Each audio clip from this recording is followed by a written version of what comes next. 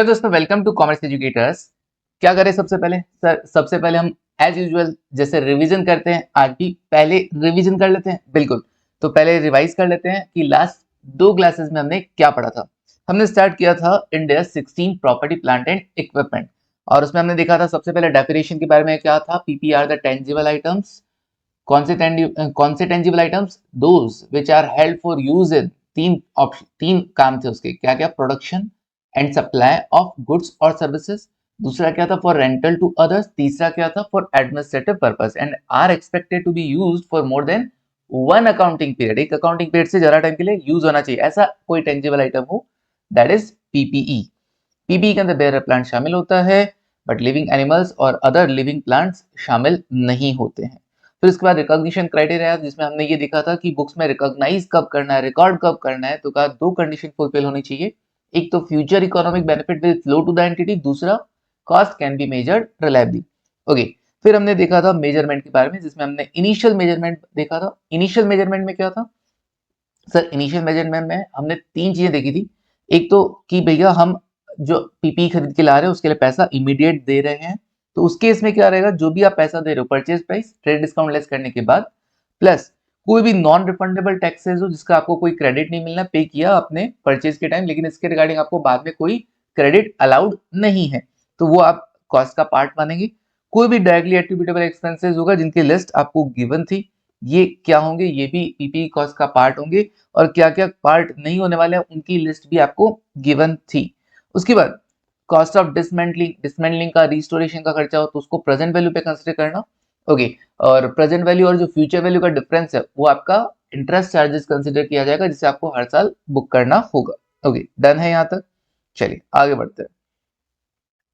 फिर हमने देखा था डेफर्ड कंसिडरेशन। अगर पेमेंट हम नॉर्मल क्रेडिट पीरियड के बियॉन्ड करें तो, नॉर्मल क्रेडिट पीरियड तो मान लो 30 दिन है, लेकिन हम पेमेंट कर रहे हो 6 महीने बाद, 1 साल बाद, तो क्या होगा? तो उस केस में हमें क्या करना होगा? हमें देखना होगा उस प्रॉपर्टी प्लांट इक्विपमेंट का कैश प्राइस कितना है, इंटरेस्ट एलिमेंट को हटाकर।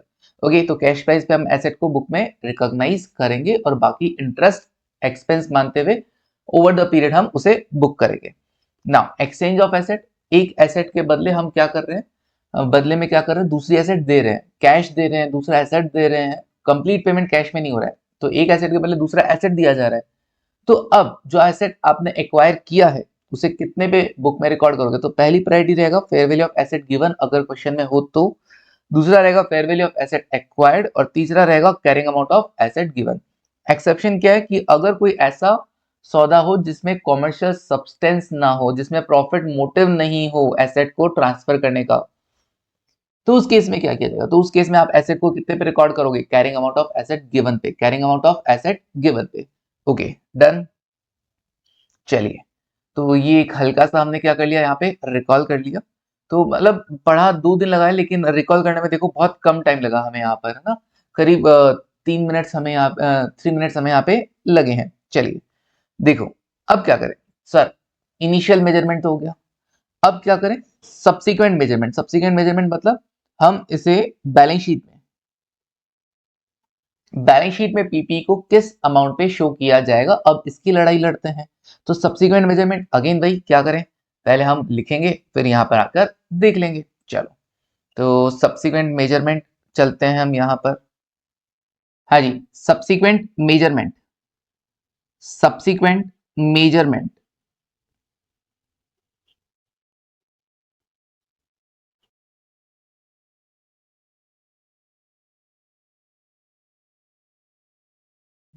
सब्सिक्वेंट मेजरमेंट,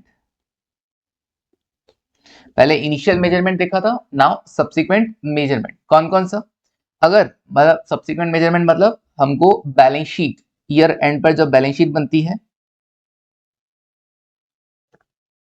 ईयर एंड पर जो बैलेंस शीट बनती है, उस बैलेंस शीट में हम एसेट को कितना अमाउंट पे शो करेंगे। तो देखो यहां पर अपने पास क्या ऑप्शन है? हमारे पास दो ऑप्शन रहेंगे कि एसेट को किस अमाउंट पर शो किया जाए। कौन कौन से? एक तो कॉस्ट मॉडल, और दूसरा रीवैल्यूएशन मॉडल। कॉस्ट मॉडल और रीवैल्यूएशन मॉडल। दो मॉडल हमारे पास यहाँ पर रहने वाले हैं। अब कॉस्ट मॉडल में अगर आपको शो करना है, कॉस्ट मॉडल अगर आप फॉलो कर रहे हैं तो सिंपली क्या होगा, दैट मीन्स आप एसेट को किस अमाउंट पर शो करेंगे, दैट मीन्स आप एसेट को जितने में आपने खरीदा था, ओरिजिनल कॉस्ट उसमें से माइनस कर देना, माइनस क्या कर देंगे, accumulated depreciation. Accumulated depreciation, accumulated depreciation समझते हैं क्या होता है सर? हाँ, एक्यूमुलेटेड डेप्रिसिएशन मतलब अब तक का इकट्ठा डेप्रिसिएशन, अब तक आपने टोटल डेप्रिसिएशन कितना चार्ज कर दिया, तो वो यहाँ पर माइनस हो जाएगा। मतलब मैंने एसेट खरीदी थी मान लो 4 साल पहले, अभी उस टाइम खरीदा था तब 1 लाख रुपए था, इन 4 सालों में 10-10 हजार करके टोटल 40,000 का डेप्रिसिएशन लग गया। तो एक्यूमुलेटेड डेप्रिसिएशन कितना होगा, 10,000 एवरी ईयर फॉर 4 ईयर्स। तो 4 साल के लिए 10,000 मतलब 40,000 का टोटल डेप्रिसिएशन लग चुका है। अब बुक में एसेट की जो अमाउंट है वो कितनी है, कैरिंग अमाउंट जिसको हम बोलते हैं 60,000 रुपए। तो सर हम इस पे शो करेंगे, हाँ इस पे शो करना कहलाता है कॉस्ट मॉडल, इस पे इस वैल्यू पे शो करना कहलाता है क्या, कॉस्ट मॉडल। अब इसमें एक लाइन और, एक लाइन और कौन सा सर, एक लाइन और लेस कर देते हैं। एक चीज और, कभी कभी एसेट को क्या होता है क्या होता है सर, बीमार हो जाती है ना, अब उसका क्या होता है मार्केट में अचानक से क्या हो जाता है, वैल्यू डाउन हो जाता है। अब वैल्यू डाउन, हम रिवेल की बात नहीं कर रहे, वैल्यू डाउन हो जाता है। अब वैल्यू डाउन क्या है, इंपेयरमेंट लॉस। इंपेयरमेंट लॉस को बुक करना होता है, तो इंपेयरमेंट लॉस यहाँ पे कंसिडर किया जाएगा, कॉस्ट मॉडल में भी इंपेयरमेंट लॉस को कंसिडर किया जाएगा। इंपेयरमेंट लॉस क्या होता है ये हमने पहले देखा भी था और बता दूंगा, एक्यूमुलेटेड इंपेयरमेंट लॉस। अगर ऐसा कुछ है तो उसे भी यहां पर क्या कर दिया जाता है, लेस कर दिया जाता है, एक्यूमुलेटेड इंपेयरमेंट लॉस। ओके, वो भी हम यहां पर लेस कर देंगे। हालांकि ये इंपेयरमेंट ऑफ एसेट, इसका एक पर्टिकुलर सेपरेट इंडेक्स रहेगा, इंडेक्स 36, इंडेक्स 36, जहां पर हम डिटेल में बात करेंगे इंपेयरमेंट के बारे में। अभी फिलहाल के लिए समझ लेते हैं कि इंपेयरमेंट होता क्या है, हल्का सा मैं बता देता हूं इंपेयरमेंट लॉस क्या होता है। देखो, ईयर एंड पर कैरिंग अमाउंट तुमको गिवन है, ईयर एंड पर कैरिंग अमाउंट तुमको गिवन है कितना, 60,000, सपोज करना 60,000।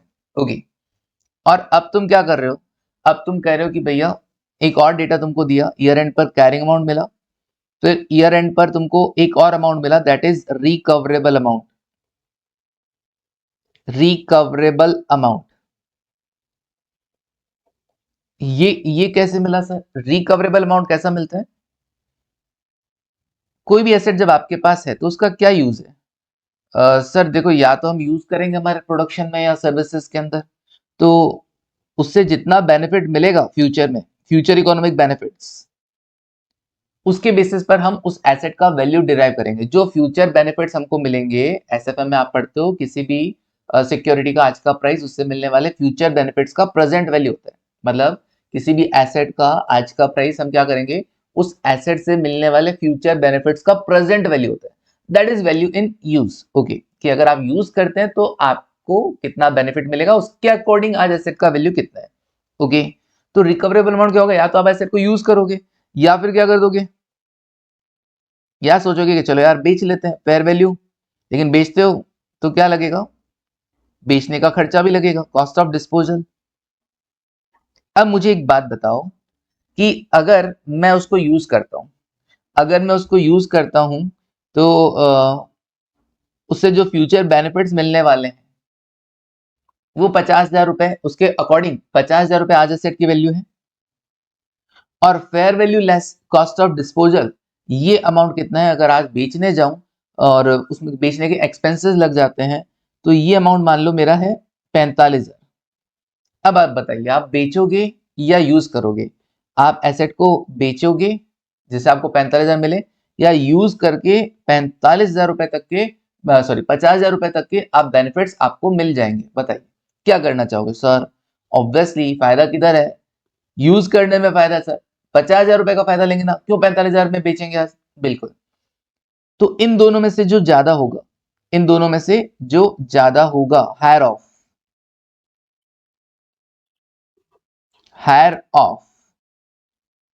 वैल्यू इन यूज और cost of fair value minus cost of disposal, दोनों में से जो भी ज्यादा होगा ऑब्वियसली वही रिकवरेबल अमाउंट होगा, वही क्या होगा, रिकवरेबल अमाउंट होगा। ओके, ये हम पढ़ेंगे कहा, इंडेक्स 36 में। लेकिन एक चीज सोचो, बेचने के भी बारे में सोच लिया, यूज के बारे में सोच लिया, 50,000 से ज्यादा बेनिफिट तो नहीं मिलने वाला, नहीं मिलने वाला। आपकी बुक में ये कितने पे शो हो रहा है, आपकी बुक में ये 60,000 पे शो हो रहा है। दैट मीन्स हमारी बुक में अभी भी ये ओवर वैल्यूड है कि नहीं है, इसको 60,000 से 50,000 पे लेके आना है कि नहीं आना, बिल्कुल। ये 10,000 ही क्या होगा, ये 10,000 ही क्या होने वाला है, इम्पेयरमेंट लॉस होने वाला है। ये 10,000 ही क्या होता है, इम्पेयरमेंट लॉस होता है। मैंने पहले भी बताया है, अभी फिर बता दिया, कोई बात नहीं। Carrying amount minus recoverable amount, और फिर बताऊंगा जब इंडेक्स 36 आएगा। Carrying amount minus recoverable amount, carrying amount कितना 60,000, रिकवरेबल अमाउंट कितना 50,000, इंपेयरमेंट लॉस कितना 10,000, इंपेयरमेंट लॉस कितना 10,000। तो अभी क्या होगा, ये जो 10,000 है ना, यहां से कम हो जाएंगे, और हमारी बुक में एसेट की वैल्यू कितने पे शो होगी, हमारी बुक में एसेट की वैल्यू शो होगी 50,000। अगर मैं इस तरीके से एसेट को अपनी बैलेंस शीट में शो कर रहा हूं, that means I am following cost model, है ना, we are following cost model. समझ में आया अभी तुमको, कॉस्ट मॉडल क्या होता है, original cost less accumulated depreciation less accumulated impairment losses. Okay done, चलिए आगे बढ़ते हैं।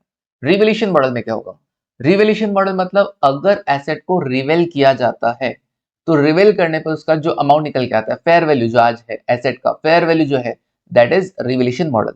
ओके, तो वो वैल्यू पे अगर हम शो करते हैं तो हम रिवैल्यूएशन मॉडल यूज कर रहे हैं। देखो ये कैसे होगा, fair value on the date of revaluation, fair value on the date of revaluation. अगर हम एसेट को फेयर वैल्यू पे ही शो करते हैं, आज बैलेंस शीट की डेट को जो भी उसकी फेयर वैल्यू होगी on the date of revaluation, जिस दिन हम बैलेंस शीट बना रहे हैं उस दिन रिवेल कर रहे हैं, रिवेल करने पर जो भी एसेट की फेयर वैल्यू निकल के आ रही है, अगर हम उसी पर एसेट को शो कर रहे हैं बैलेंस शीट में, that means we are following revaluation model. Okay, अब चलो इस बैलेंस शीट का तो हो गया, करंट ईयर का तो हो गया। नेक्स्ट ईयर फिर से बैलेंस शीट बनानी है, तो अब क्या करोगे, फिर एसेट को या तो रिवेल करो, या तो एसेट को फिर से रिवेल करो और फेयर वैल्यू जो आ रहा है आप उस पर शो करो, या फिर क्या होगा, या फिर लास्ट ईयर रिवेल किया था, बिल्कुल करंट ईयर का अब उसमें से क्या कर दो, डेप्रिसिएशन लेस कर दो। तो यहां पे लेस में क्या लिख रहे हैं हम, सब्सिक्वेंट एक्यूमुलेटेड डेप्रिसिएशन, मतलब रिवेल करने के बाद के डेप्रिसिएशन आपको लेस करना। मतलब मैंने रिवेल किया था मान लो कब, 2024 एंडिंग में, तो 2025 एंडिंग, 2026 एंडिंग, जैसे जैसे साल बीतते जाएंगे वैसे वैसे आगे ईयर्स में क्या होता जाएगा, डेप्रिसिएशन लेस होता जाएगा और हमको एसेट की वैल्यू मिलती जाएगी। बिल्कुल ओके डन है, बिल्कुल। और सर कभी हमने वापस रिवेल कर लिया तो ठीक है, रिवेल कर लिया तो जो उस दिन का फेयर वैल्यू होगा उस पे बैलेंस शीट में शो कर देना, सिंपल। नाउ आगे बढ़ते नेक्स्ट। सर इसमें भी तो एक्यूमुलेटेड इंपेयरमेंट लॉस हो सकता है, बिल्कुल हो सकता है, रिवेल करने के बाद अगर कोई इंपेयरमेंट लॉस अराइज हुआ हो, सब्सिक्वेंट एक्यूमुलेटेड इंपेयरमेंट लॉस,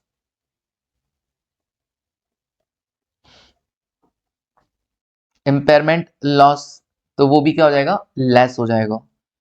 किसके अकॉर्डिंग इंपेयरमेंट लॉस हम फाइंड आउट करेंगे, as per Ind AS 36, as per Ind AS 36। Okay done है, चलिए आगे बढ़ते हैं। समझ में आया कि कब हम कॉस्ट मॉडल फॉलो कर रहे हैं, कब हम रिवेल कर रहे हैं, रिवेल्यूशन मॉडल। तो हमारे पास दो चॉइसेस हैं, आप चाहे तो कॉस्ट मॉडल फॉलो करें, आप चाहे तो रिवेल्यूशन मॉडल फॉलो करें। सर हमारे पे डिपेंड करता है, बिल्कुल ये आप पे डिपेंड करता है कि आपको कॉस्ट मॉडल फॉलो करना है या आपको रिवोल्यूशन मॉडल फॉलो करना है। ओके चलिए, लेकिन जो भी फॉलो करें हर साल कंसिस्टेंटली आपको वही मॉडल फॉलो करना चाहिए। ओके आगे बढ़ते हैं। नेक्स्ट सर, ये तो हो गया डन, ये तो हो गया। अभी अगर हम अपने बुक में देखें तो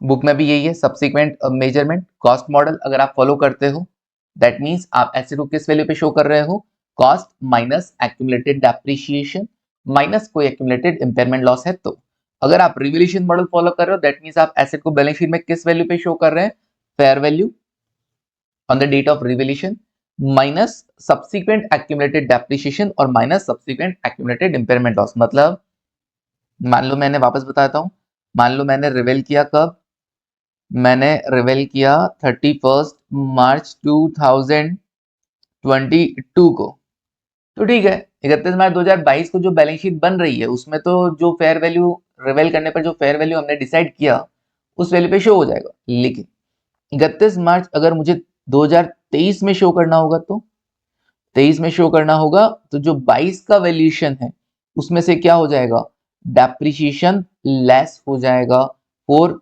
2022-23। और सर मेरे को अगर 31 मार्च 2024 को शो करना होगा तो कोई बात नहीं, जो 31 मार्च 2022 का वैल्यूएशन था फेयर वैल्यू उसमें से डेप्रिसिएशन लेस हो जाएगा फॉर 22-23 एंड 23-24। इसे तो बोलते हैं एक्यूमुलेटेड डेप्रिसिएशन। एक्यूमुलेटेड मतलब इन 2 सालों का लेस हो गया।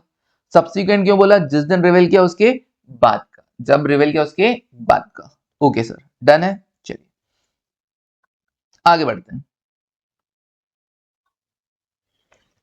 फिर हमने यहाँ पे लिखा if the carrying amount exceeds recoverable amount then the difference between carrying amount and recoverable amount is to be recognised as impairment loss.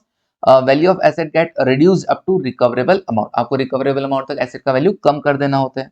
Recoverable amount क्या होता है, higher of value in use और fair value minus cost of disposal. Value in use कैसे आएगा, present value of future economic benefits. Okay, present value of future economic benefits that is value in use. Okay clear है वाली चीज, done. आगे बढ़ते हैं next. अगर आप कॉस्ट मॉडल में तो कोई बात ही नहीं है, अगर आप ये रिवोल्यूशन मॉडल यूज कर रहे हैं तो कुछ चीजें आपको ध्यान में रखनी होंगी, कुछ चीजें आपको ध्यान में रखनी होंगी। क्या क्या कि सर एक मन में ख्याल आया कि अगर हम रिवेल करते हैं तो हमें रिवेल कितने टाइम में करना है, अगर हम रिवेल करते हैं तो हमें रिवेल कितने टाइम में करना है। तो सर क्या हर साल करना है या 2-3 साल में एक बार करना है। तो देखो भैया, अगर आपको रिवेल करना है तो ये चेक करना होगा कि आपकी एसेट में क्या कोई सिग्निफिकेंट या वॉलेटाइल चेंजेस होते हैं बार बार, मतलब वॉलेटिलिटी ज्यादा है, वैल्यूएशन में अप डाउन ज्यादा है। तो अगर अप डाउन ज्यादा है तो हर साल रिवेल करना है। और अगर आपके एसेट की वैल्यूएशन में चेंजेस में जो हो रहे हैं वो इनसिग्निफिकेंट है, वॉलेटाइल ज्यादा नहीं है, ज्यादा वैल्यूएशन में कोई अप डाउन नहीं है, तो कोई बात नहीं, हर 3 से 5 साल में एक बार कर लेना रिवैल्यूएशन, बस हो गया काम। ओके मतलब सर वॉलेटिलिटी ज्यादा है, वैल्यूएशन ज्यादा अप डाउन हो रहा है, चेंजेस बहुत ज्यादा है वैल्यू के अंदर, तो एनुअली, अदरवाइज 3 से 5 साल में एक बार। ओके डन है ये वाला पॉइंट। देन कहा रिवैल्यूएशन अगर आप करते हो, अगर आप रिवैल्यूएशन करते हो तो revaluation is to be applied for the entire class of asset. Entire class of asset sir ये क्या है, that means if furniture is revalued, अगर आप मान लो किसी एक फर्नीचर का रिवैल्यूएशन कर रहे हैं, एक किसी एक पर्टिकुलर टाइप के फर्नीचर को अगर आप रिवैल्यूएशन मॉडल पे शो कर रहे हैं, रिवेल करके फेयर वैल्यू पे शो कर रहे हैं, तो भैया आपको सारे फर्नीचर को ही रिवेल करना होगा। ऐसे नहीं कर सकते कि ऑफिस में पड़ा एक फर्नीचर तो तुम रिवेल कर रहे हो, दूसरे फर्नीचर को कॉस्ट मॉडल पे शो कर रहे हो, नहीं। सेम क्लास ऑफ एसेट के लिए सेम मॉडल फॉलो करना होगा, सेम क्लास ऑफ एसेट के लिए सेम मॉडल फॉलो करना होगा। Okay same class of asset के लिए सेम मॉडल यूज करना होगा, चेंज नहीं कर सकते। लेकिन अब इसके बीच में एक क्वेश्चन बनता है कि देखो भैया मेरी 2 बिल्डिंग है, ये भी बिल्डिंग है, ये भी बिल्डिंग है, लेकिन ये तो है ऑफिस बिल्डिंग और एक है इंडस्ट्रियल बिल्डिंग, क्या ये सेम क्लास ऑफ एसेट है या अलग अलग माने? क्योंकि है तो बिल्डिंग, है तो बिल्डिंग ही, क्या इन्हें सेम माना जाए कि अलग अलग? तो कहा भैया ये क्या है, ये है different, are in different class of asset. का बिल्डिंग होने से सेम नहीं होगा, उनका नेचर, उनका कैरेक्टरिस्टिक अलग है। एक ऑफिस बिल्डिंग है, एक इंडस्ट्रियल बिल्डिंग है, तो दोनों का पर्पस अलग है, कैरेक्टरिस्टिक अलग है, बेस अलग है, तो ये दोनों अलग अलग क्लासेस में। ओके, ऐसा चलेगा? हाँ ऐसा होगा। तो याद रखना, फर्नीचर वाले केस में भैया फर्नीचर एक जैसे ही होते हैं, बिल्डिंग में पर्पस अलग है। बिल्डिंग में एक ऑफिस बिल्डिंग, एक इंडस्ट्रियल बिल्डिंग, दोनों अलग अलग है। मतलब सर मैं ऑफिस बिल्डिंग के लिए कॉस्ट मॉडल और इंडस्ट्रियल बिल्डिंग के लिए रिवोल्यूशन मॉडल फॉलो कर सकता हूँ या इसके ऑपोजिट फॉलो कर सकता हूँ? बिल्कुल कर सकते हो। क्लियर है वाली चीज? चलिए डन है, आगे बढ़ते हैं। तो कुछ पॉइंट्स हैं जो ध्यान में रखते हैं अगर आप रिवोल्यूशन मॉडल फॉलो कर रहे हैं तो। अब बात आती है कि अगर हम रिवोल्यूशन मॉडल फॉलो कर रहे हैं, अगर हम रिवोल्यूशन मॉडल फॉलो कर रहे हैं तो हमारी बुक में जो एक्यूमुलेटेड डेप्रिसिएशन शो हो रहा है उसका क्या किया जाएगा, उसका क्या किया जाएगा? और रिवेल करते हैं तो रिवेल करने पर गेन भी होता है, लॉस भी होता है, उसका क्या ट्रीटमेंट होगा? ये सब बातें हम करेंगे अभी। ठीक है, ये सब बातें अभी हम करते हैं। रिवोल्यूशन गेन का, लॉस का क्या ट्रीटमेंट होगा, फिर रिवोल्यूशन सरप्लस का रिटेन अर्निंग में ट्रांसफर, ये क्या चक्कर है, ये यहाँ तक की बातें हम आज हमारी क्लास में करने वाले हैं। तो देखो सबसे पहले बात करते हैं कि इस एक्यूमुलेटेड डेप्रिसिएशन का, ये सब क्या बोल रहे हैं sir, treatment of accumulated depreciation on the date of revolution, ये क्या चक्कर है? मैं कहा देखो ये क्या है, treatment of accumulated depreciation, treatment of accumulated depreciation on the date of revaluation, on the date of revaluation. Okay, reval करने पर जो आपके बैलेंस पड़ा होगा एक्यूमुलेटेड डेप्रिसिएशन में, उसका क्या किया जाएगा? मैं कहा जैसे फॉर एग्जांपल देखना, फॉर एग्जांपल ये आपकी बैलेंस शीट, और बैलेंस शीट में जो पीपीई शो हो रहा है, पीपीई प्रॉपर्टी प्लांट इक्विपमेंट, उसका ओरिजिनल कॉस्ट, जब नोट्स टू अकाउंट बनाते हैं ना तो ऐसा पूरा डिटेल देना होता है। ओरिजिनल कॉस्ट है उसका 1 लाख। एक्यूमुलेटेड डेप्रिसिएशन कितना है? एक्यूमुलेटेड डेप्रिसिएशन है 4 साल में 40,000 रुपए। दैट मीन्स उसका कैरिंग अमाउंट कितना? कैरिंग अमाउंट है 60,000। कैरिंग अमाउंट कितना? 60,000। नाउ अब आपने एसेट को क्या किया? Asset revalued. Now PPE revalued at rupees, मान लेते हैं कितना? 70,000। पीपीई रिवैल्यूड एट रुपीज कितना? 70,000। 70,000 रुपए पे आपने क्या किया? इस पीपीई को रिवेल किया। अब आप ट्रीटमेंट क्या करेंगे, कैसे करेंगे, कैसे डील करेंगे अकाउंट में, कैसे किया जाएगा इसका? 70,000 कैसे शो करोगे? क्योंकि हमारे पास दो अकाउंट ओपन है, हमारे पास दो अकाउंट ओपन है। एक तो पीपीई अकाउंट है, पीपीई अकाउंट, जिसका बैलेंस है to balance brought down, debit balance कितना? डेबिट बैलेंस कितना? एसेट है ना, एसेट का डेबिट बैलेंस होता है कितने रुपए? 1 लाख रुपए। और एक हमारे क्या है? एक्यूमुलेटेड डेप्रिसिएशन अकाउंट चल रहा है हमारी बुक्स में, एक्यूमुलेटेड डेप्रिसिएशन अकाउंट। इसका वैल्यू कितना है? इसका वैल्यू है 40,000 बाय बैलेंस कैरिड डाउन। इसका बैलेंस क्या होता है? क्रेडिट बैलेंस होता है। क्या बैलेंस? Credit balance. सर कैसे? डेप्रिसिएशन की एंट्रीज आपने सीखी होगी ना इंटर के अंदर, फाउंडेशन के अंदर, depreciation account debit to provision for depreciation. तो प्रोविजन फॉर डेप्रिसिएशन क्या हो रहा है? क्रेडिट हो रहा है, तो क्रेडिट बैलेंस है, इसीलिए तो ये ओरिजिनल कॉस्ट में से लेस हो रहा है। पीपी का बैलेंस 1 लाख रुपए है अकाउंट में, और एक्यूमुलेटेड डेप्रिसिएशन का बैलेंस 40,000 है, क्रेडिट बैलेंस। ये डेबिट बैलेंस, ये क्रेडिट बैलेंस, इसीलिए क्रेडिट है और ये डेबिट है, इसीलिए 1 लाख में से 40,000 क्या हो रहा है? लेस हो रहा है। और लेस करने के बाद नेट अमाउंट हम यहाँ पे शो कर रहे हैं। नेट अमाउंट शो करने का मतलब ये कहीं नहीं है कि भैया हमारे पीपी का बैलेंस अकाउंट में भी 60,000, नहीं। डिपेंड करता है कि आप एसेट को कॉस्ट पे शो कर रहे हैं या बुक वैल्यू पे शो कर रहे हैं ना। डेप्रिसिएशन एसेट में से लेस किया जा रहा है कि नहीं किया जा रहा है। सीखते थे हम लोग 11th 12th में भी सीखा है, फाउंडेशन में भी सीखा है, इंटर में भी सीखा है। तो हम लोग कौन सा अकाउंटिंग फॉलो कर रहे हैं? हम लोग अकाउंटिंग फॉलो कर रहे हैं कि भैया डेप्रिसिएशन से एसेट का वैल्यू कम नहीं हो रहा, एसेट अभी 1 लाख पे शो है और ऐसे ही शो करना होता है अपने को। ओरिजिनल कॉस्ट एक्यूमुलेटेड डेप्रिसिएशन कितना 40,000, original cost 1 lakh, accumulated depreciation कितना 40,000। नेट करके हम दिखा देते हैं बैलेंस शीट में कितना carrying amount 60,000, this one is carrying amount. Okay, this one is carrying amount. अब आपने रिवेल किया है तो रिवेल का आखिर करोगे क्या? रिवेल का आखिर करोगे क्या? इस एक्यूमुलेटेड डेप्रिसिएशन का हमें क्या करना है, इसको हम वहां पे एग्जांपल में समझते हैं, इसको हम एग्जांपल में समझते हैं। ठीक है, चलिए हमको ये देखना है कि आखिर इसको रिवेल किया जाए तो 10,000 जो रिवेल्यूशन का गेन है इसको कैसे डील किया जाएगा। 10,000 का रिवेल्यूशन का गेन इसको कैसे डील किया जाएगा। चलो देखो, एग्जाम्पल चेंज हो जाएगा अपना, कोई दिक्कत नहीं। बस मेरा यहाँ पे पर्पस क्या था आपको ये समझाना कि किस तरीके से पीपी अकाउंट वर्क कर रहा है, किस तरीके से एक्यूमुलेटेड डेप्रिसिएशन अकाउंट भी ओपन है और नेट अमाउंट कैरिंग अमाउंट 60,000। अब मुझे एसेट को पीपी को रिवैल्यूड अमाउंट पे शो करना है, तो भाई इसका क्या होगा और इसका क्या होगा, दोनों अकाउंट में इफेक्ट क्या जाएगा, दोनों अकाउंट में इफेक्ट क्या जाएगा।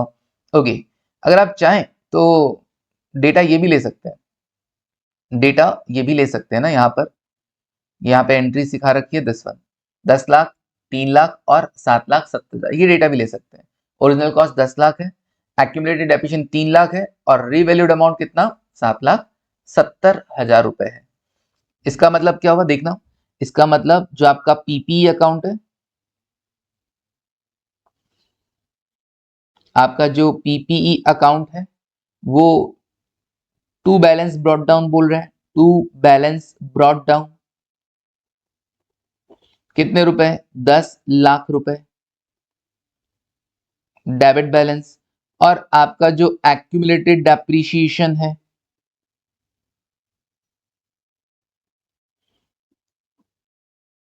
वो क्रेडिट बैलेंस बोल रहे हैं बाय बैलेंस ब्रॉट डाउन कितना 3 लाख रुपए, कितना 3 लाख रुपए। ओके, तो इस तरीके से अकाउंट की पोजीशन है।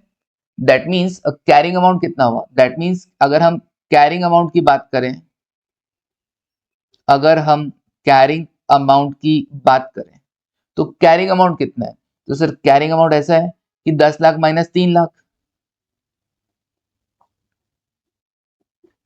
7 लाख रुपए इसका कैरिंग अमाउंट है जो बैलेंस शीट में शो हो रहा होगा, net amount carrying amount. Okay, reval कितने पे किया आपने, रिवेल किया है sir 7,10,000। Revalued amount, revalued amount कितना 7,70,000। ओके, तो रीवैल्यूएशन गेन कितना हो गया, रीवैल्यूएशन गेन कितना हो गया, revaluation gain is 70,000, 770 minus 7 lakh that is 70,000, 70,000 रुपए का क्या हो गया रिवैल्यूएशन गेन। अब इसका अकाउंटिंग कैसे होगा वो हमें सीखना होगा। तो देखो इसका अकाउंटिंग कैसे होगा, यहां पर दे रखा है, दो ऑप्शन है हमारे पास। Treatment of accumulated depreciation on the date of revaluation, क्या किया जाएगा का, एक तो है नेट अप्रोच, एक तो है नेट अप्रोच। नेट अप्रोच में क्या किया जाएगा, जो एक्यूमुलेटेड डेप्रिसिएशन का बैलेंस है उसे एलिमिनेट कर दिया जाएगा। एलिमिनेट कर दिया जाएगा मतलब समझा, हाँ बुक से हटा दिया जाएगा। अच्छा एक बात बताओ, एक्यूमुलेटेड डेप्रिसिएशन का बैलेंस कौन सा था, एक्यूमुलेटेड डेप्रिसिएशन अकाउंट का बैलेंस कौन सा था, डेबिट की क्रेडिट। सर इसका तो क्रेडिट बैलेंस होता है, हर बार हम एंट्री पास करते हैं depreciation account debit to provision for depreciation, depreciation account debit to provision for depreciation, तो क्रेडिट किया ना, उसका क्रेडिट बैलेंस है। ओके, एक्यूमुलेटेड डेप्रिसिएशन का क्रेडिट बैलेंस है, डन। तो अब क्या करें सर, क्रेडिट बैलेंस है तो इसको खत्म करने के लिए, इसको एलिमिनेट करने के लिए इसको डेबिट करना पड़ता है। ठीक है जी, कितना अमाउंट है 3 लाख रुपए का बैलेंस है, तो हम क्या कर देंगे, accumulated depreciation account debit to asset account, accumulated depreciation account debit to asset account, उसको डेबिट किया एक्यूमुलेटेड डेप्रिसिएशन को, इससे एक्यूमुलेटेड डेप्रिसिएशन का बैलेंस खत्म हो जाएगा और एसेट को क्रेडिट करने पर एसेट की वैल्यू भी डाउन हो जाएगी। ओरिजिनल कॉस्ट पे था ना, कम होकर अब वो अपनी कैरिंग अमाउंट पर आ जाएगा। फिर उसके बाद अब जितने पे आपने रिवेल करना था रिवेल कर देना, रिवेल करने पर जो गेन हुआ था उससे एसेट की वैल्यू बढ़ा देना, अगर लॉस होता है तो एसेट की वैल्यू कम कर देना। तो मतलब फायदा हुआ तो asset account debit to revolution gain, और नुकसान हुआ तो revolution loss account debit to asset account. अभी हम बात नहीं कर रहे हैं कि रिवोल्यूशन गेन और लॉस कहाँ ट्रांसफर होंगे, अभी हम बात नहीं कर रहे हैं। मतलब सर हम एक अप्रोच सीख गए, सॉल्व करके देखेंगे नेट अप्रोच को क्या एंट्री करेंगे। मैं कहा देखो sir 10 lakh original cost, 3 lakh का एक्यूमुलेटेड डेप्रिसिएशन, 7 लाख का कैरिंग अमाउंट, 770 पे रिवेल किया मतलब 70,000 का रिवोल्यूशन गेन। अब हम एंट्री क्या करेंगे, का एलिमिनेशन फॉलो कर रहे हैं बिल्कुल। तो एक्यूमुलेटेड डेप्रिसिएशन का जितना भी बैलेंस है 3 लाख, आप एंट्री पास कर दीजिए। एक्यूमुलेटेड डेप्रिसिएशन अकाउंट डेबिट, जितना भी बैलेंस है कितना 3 लाख रुपए डेबिट करके हमने एक्यूमुलेटेड डेप्रिसिएशन अकाउंट को क्लोज कर दिया। टू, और इतना ही अमाउंट आप क्या कर देंगे, ऑब्वियसली एसेट के अमाउंट में से कम कर देंगे, टू एसेट अकाउंट या टू पीपी जो भी नाम है इसका, टू एसेट अकाउंट कितना 3 लाख, 3 लाख। ऐसा करने पर अब ये जो एक्यूमुलेटेड डेप्रिसिएशन का क्रेडिट बैलेंस है 3 लाख रुपए, वो तो जैसे ही डेबिट किया तुमने कंप्लीटली खत्म हो जाएगा, एलिमिनेट हो जाएगा। और ये जो पीपी में 10 लाख का बैलेंस शो हो रहा है, 10 लाख का बैलेंस डेबिट बैलेंस ना, उसे जैसे ही तुमने क्रेडिट किया 3 लाख से, तो अभी नेट कितना रहेगा 7 लाख। नेट कितना रहेगा पीपी अकाउंट के अंदर balance 7 lakh. Okay, now PP account is at ₹7 lakh. Okay, अब आप उसे रिवेल करो 770 पे, मतलब 70,000 से तुमको एसेट की वैल्यू को बढ़ाना है, क्योंकि अब तुम उसको 770 पे शो करोगे, जबकि वो बुक में 7 लाख पे शो हो रहा है। तो 70,000 से तुमको एसेट की वैल्यू को बढ़ाना है, तो एंट्री क्या करोगे, एसेट अकाउंट डेबिट या PP account debit to revaluation gain, to revaluation gain account. Okay, to revaluation gain account कितना 70,000, बस हो गया 70,000, 70,000 रुपए। अब ऐसा करने पर पीपी कितने पे शो होगा बैलेंस शीट में, 7,70,000 पे शो हो जाएगा। 10 लाख पे था, 3 लाख माइनस हुआ, now asset in balance sheet, asset in balance sheet. पहले 10 लाख पे था अकाउंट में, माइनस किया तुमने 3 लाख, एक्यूमुलेटेड डेप्रिसिएशन को एलिमिनेट कर दिया, उसकी वैल्यू 7 लाख हो गई, और 70,000 से एसेट की वैल्यू फिर से बढ़ा दी, तो 770 पे अब बैलेंस शीट में शो हो जाएगा। डन। चलिए, ये तो हुआ नेट अप्रोच। अब ग्रॉस अप्रोच क्या होता है वो देखते हैं। ग्रॉस अप्रोच मतलब एक्यूमुलेटेड डेप्रिसिएशन को तुम एलिमिनेट नहीं कर रहे हो, एक्यूमुलेटेड डेप्रिसिएशन नॉट एलिमिनेटेड। अच्छा, तो फिर कैसे होगा, कहा कि पहले आप फटाफट से क्या करना, परसेंटेज गेन और लॉस पता करना कि आपको कैरिंग अमाउंट पे कितना गेन और लॉस हुआ है इन परसेंटेज, इन परसेंटेज। फिर उस परसेंटेज को अप्लाई करना ओरिजिनल कॉस्ट और एक्यूमुलेटेड डेप्रिसिएशन पर, कि भैया जो गेन हो रहा है उस गेन से आप ओरिजिनल कॉस्ट को भी बढ़ा देंगे और एक्यूमुलेटेड डेप्रिसिएशन को भी बढ़ा देंगे। अगर लॉस हो रहा है तो उसी अमाउंट से एक्यूमुलेटेड डेप्रिसिएशन को भी कम कर दिया जाएगा और ओरिजिनल कॉस्ट को भी कम कर दिया जाएगा। कैसे, अभी बात करता हूं। और फिर जर्नल, जर्नल भी बताता हूं कैसे होगा। देखो इसी क्वेश्चन में ग्रॉस अप्रोच, ग्रॉस अप्रोच क्या कहेगा, ग्रॉस अप्रोच कह रहा है कि पहले परसेंटेज गेन और लॉस पता करो। अब परसेंटेज गेन और लॉस मतलब कैरिंग अमाउंट कितना था एसेट का 7 लाख, और तुमने रिवेल कितने पे किया, सर रिवोल्यूशन गेन है 70,000 का, दैट मींस 10%। 10% क्या हो गया है, रिवोल्यूशन गेन परसेंटेज हुआ कि नहीं हुआ, हाँ सर। 7 लाख की एसेट 770 पे रिवेल की गई, मतलब 70,000 से बढ़ गई, तो 7 लाख पे 70,000 बढ़ाना 10% बढ़ा, तो रिवोल्यूशन गेन कितना हुआ 10%। अब तुम्हें एक्यूमुलेटेड डेप्रिसिएशन अकाउंट को एलिमिनेट नहीं करना है, इस अकाउंट को क्लोज नहीं करना है, तो क्या करना है, 10% गेन हुआ ना, तो दोनों अकाउंट के बैलेंस को 10-10% से बढ़ा देना, मतलब 10 लाख का 10% 1 लाख और 3 लाख का 10% 30,000। इससे तुमको एसेट की वैल्यू को इंक्रीज कर देना है और एक्यूमुलेटेड डेप्रिसिएशन को भी इंक्रीज कर देना है। मतलब हम पता करते हैं इंक्रीज और डिक्रीज इन, तो इंक्रीज हुआ कि डिक्रीज, गेन है तो इंक्रीज होगा ना, गेन है तो इंक्रीज करना, increase in increase in original cost, increase in original cost, original cost कितने से बढ़ेगी सर? ओरिजिनल कॉस्ट है ना, देखो ऐसे है, कितना था 10 लाख रुपए, ओरिजिनल कॉस्ट कितना 10 लाख, तो 10 लाख का 10%, ओरिजिनल कॉस्ट को आपको 1 लाख रुपए से बढ़ा देना है, और वहीं एक्यूमुलेटेड डेप्रिसिएशन को, इंक्रीज इन एक्यूमुलेटेड डेप्रिसिएशन कितना है 3 लाख, 3 लाख का 10%, 30,000 रुपए, 30,000 रुपीज, तो एक्यूमुलेटेड डेप्रिसिएशन को आपको 30,000 से इंक्रीज कर देना है। डन। कैसे होगा सर इंक्रीज करने के लिए? मैंने कहा एक बात बताओ, एसेट की value increase in original cost और इंक्रीज इन एक्यूमुलेटेड डेप्रिसिएशन, तो ओरिजिनल का मतलब पीपी एसेट, एसेट की वैल्यू में आपको इंक्रीज करना है, तो एसेट का नेचर क्या होता है? डेबिट, और बढ़ाना है तो और डेबिट करना होगा ना, तो एसेट अकाउंट डेबिट होगा, एसेट अकाउंट डेबिट कितने से? 1 लाख रुपए से, एसेट अकाउंट डेबिट कितना? 1 लाख रुपए से। ओके, एक्यूमुलेटेड डेप्रिसिएशन को भी बढ़ाना है, एक्यूमुलेटेड डेप्रिसिएशन का बैलेंस क्या होता है सर? एक्यूमुलेटेड डेप्रिसिएशन का बैलेंस होता है क्रेडिट बैलेंस, और उसको और इंक्रीज करना है तो और क्रेडिट करना पड़ेगा, टू एक्यूमुलेटेड डेप्रिसिएशन अकाउंट कितने से इंक्रीज करें? 30,000 से। जो डिफरेंस आया वो डिफरेंस क्या है? वो डिफरेंस है रीवैल्यूएशन गेन,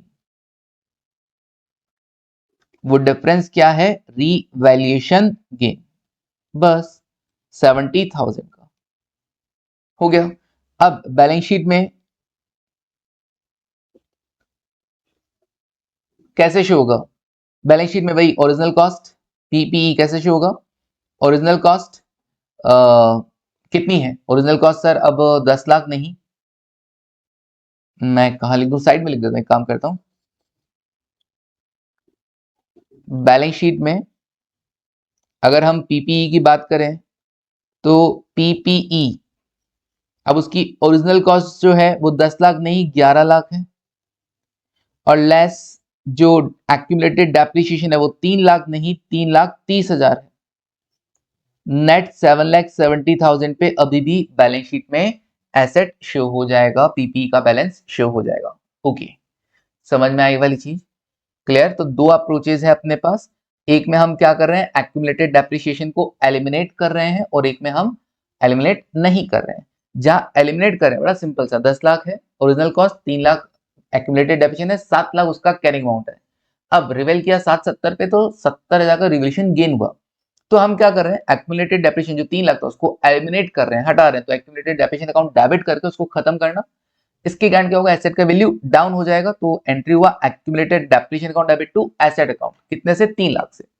अब एसेट अपनी कैरिंग अमाउंट पर आ गया, मुझे उसको रिवैल्यूड अमाउंट पे लेकर आना है, तो 70,000 से एसेट की वैल्यू को बढ़ाना पड़ेगा, तो asset account debit to revaluation gain. Okay done, 70,000, तो ऐसा करके बैलेंस शीट में 770 पे शो हो जाएगा fair value on the date of revaluation. Gross approach में क्या होगा? एक्यूमुलेटेड डेप्रिसिएशन को एलिमिनेट नहीं करना है, तो हम पहले क्या फाइंड आउट कर लेंगे? जो भी रिवैल्यूएशन गेन आया था, जो भी रिवैल्यूएशन गेन आया था उसका परसेंटेज पता कर लेंगे, किस पर? कैरिंग अमाउंट पर। किस पर? कैरिंग अमाउंट पर। तो 70,000 का गेन है, कैरिंग अमाउंट 7 लाख है, 10% वैल्यू इंक्रीज हो गई है कैरिंग अमाउंट पर, तो अब 10% से तुम ओरिजिनल कॉस्ट को भी बढ़ा दो और एक्यूमुलेटेड डेप्रिसिएशन को भी बढ़ा दो। ओके सर, और रिवैल्यूएशन गेन को क्रेडिट कर दो। सर अगर कम होता तो एक्यूमुलेटेड डेप्रिसिएशन मतलब अगर रिवैल्यूएशन लॉस होता तो उतना अमाउंट से एक्यूमुलेटेड डेप्रिसिएशन को भी कम कर देना था, एसेट का वैल्यू भी उतना परसेंटेज से कम कर देना था, और डिफरेंस आ जाता रिवैल्यूएशन लॉस अकाउंट। क्लियर है क्या ये वाली चीज? बिल्कुल सर, डन। अगर मतलब मुझे 10% कम करना होता, बढ़ाने की जगह 10% कम करना होता, तो मैं एंट्री करता एक्यूमुलेटेड डेप्रिसिएशन अकाउंट डेबिट कितने से?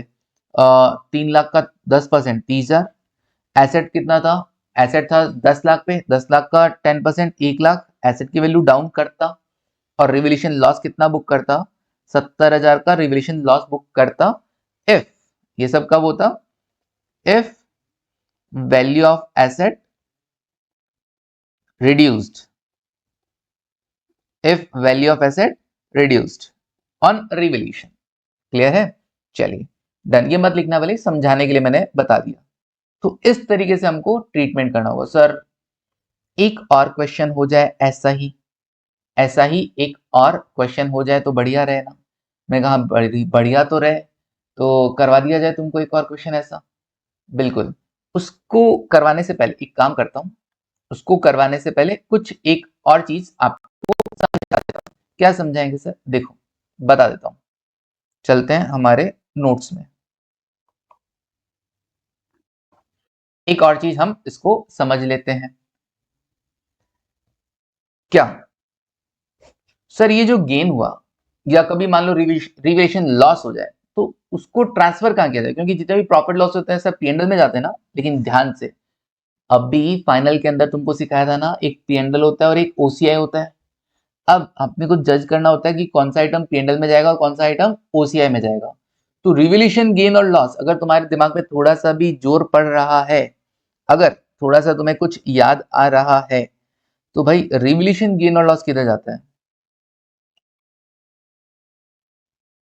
सर आपने ओसीआई के आइटम लिखवाए थे जिसमें आपने बताया था अगर कोई एसेट का पीपीई का वैल्यू में चेंज आता है दैट इज रिवोल्यूशन गेन और लॉस, वो किधर जाएगा? ओसीआई में जाएगा। रिवोल्यूशन गेन ओसीआई में जाएगा। कैसे जाएगा वो अभी समझेंगे।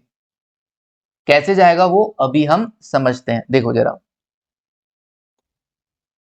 अच्छा, ओसीआई भी आएगा इधर। हाँ, तो कैसे गेन या लॉस ओसीआई में जाएगा कि पीएनएल में जाएगा? समझना पड़ेगा। सर आपने लिखवाया था ओसीआई में। अरे सब्जेक्ट टू, है ना। देखो लिखो, ट्रीटमेंट ऑफ रिवोल्यूशन गेन और loss. Treatment of revolution gain और लॉस। इसके बाद हम वो क्वेश्चन करेंगे जो अभी हमने कॉन्सेप्ट समझा था उसके रिगार्डिंग एक और। तो ट्रीटमेंट ऑफ रिवोल्यूशन गेन और लॉस क्या होगा सर? ट्रीटमेंट देखते हैं। आपने एसेट को रिवेल किया। अच्छा, क्या जिंदगी में केवल एक बार ही रिवेल कर सकते हैं? नहीं सर, बार बार रिवेल कर सकते हैं। बोला ना वोलेटाइल चेंजेस हो तो एनुअली रिवेल करना, वोलेटाइल चेंजेस ना हो, इनसिग्निफिकेंट चेंजेस हो तो 3 से 5 साल में एक बार रिवेल करना। तो अगर आप फर्स्ट टाइम रिवेल कर रहे हैं, फर्स्ट टाइम रिवेल कर रहे हैं एसेट को, अगर आप फर्स्ट टाइम ही रिवेल कर रहे हैं, फर्स्ट टाइम रिवेल्यूशन किया जा रहा है और रिवेल करने पर क्या हो सकता है सर? गेन भी हो सकता है और लॉस भी हो सकता है। गेन भी हो सकता है और लॉस भी हो सकता है।